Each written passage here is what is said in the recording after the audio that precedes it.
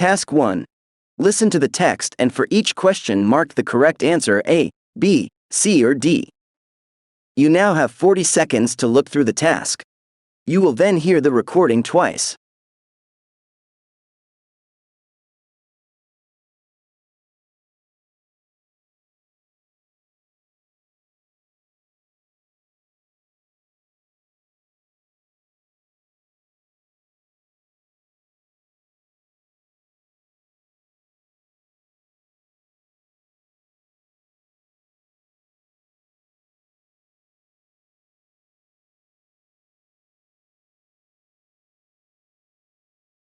Good afternoon, everyone. Today we have the privilege of sitting down with Judge Samantha Rodriguez to discuss the topic of corporal punishment. Thank you for joining us, Judge Rodriguez. Good afternoon. I appreciate the opportunity to engage in this important conversation. To begin, could you provide us with an overview of your stance on corporal punishment, particularly within the legal context? Certainly. In the legal context, my stance is aligned with the evolving understanding that corporal punishment can be counterproductive and may not align with modern principles of justice and human rights. While the law may vary, the overall trend is towards discouraging or prohibiting corporal punishment, especially in certain settings like schools and correctional facilities. That sets the stage. There are differing views on the effectiveness of corporal punishment in various environments. From a legal perspective, what considerations come into play when evaluating the appropriateness of corporal punishment? The legal considerations are multifaceted. First and foremost is the overarching principle of human dignity.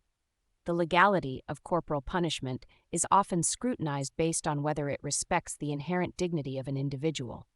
Additionally, factors such as the proportionality of the punishment to the offense, potential harm, and the cultural context are taken into account. That makes sense. In the context of parenting, there's often debate about the use of corporal punishment. What legal parameters exist when it comes to disciplining children within a family setting? Family law recognizes the rights and responsibilities of parents, but it also establishes limits to ensure the well-being of the child. Many jurisdictions have laws specifying what constitutes acceptable discipline and what crosses the line into abuse. The key is to strike a balance between parental rights and the child's right to be free from harm. How have societal attitudes towards corporal punishment evolved, and how does this influence legal perspectives? Societal attitudes have indeed evolved. There's a growing recognition that violence, even in the name of discipline, can have long-term negative effects. As awareness of child rights and human dignity has increased, so has the push for legal changes. Many legal systems now reflect a shift towards nonviolent, constructive approaches to discipline. Given the complexities of this issue, what advice would you offer to parents or educators navigating the fine line between discipline and corporal punishment?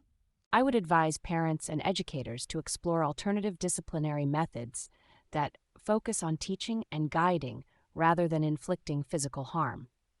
Communication, setting clear expectations, and employing positive reinforcement can often be more effective in fostering a child's development without resorting to corporal punishment. That's valuable advice. In closing, how do you envision the future of legal perspectives on corporal punishment, and what role should society play in shaping these perspectives? I foresee a continued shift towards legal frameworks that prioritize nonviolent disciplinary approaches. Society has a pivotal role to play in influencing these changes.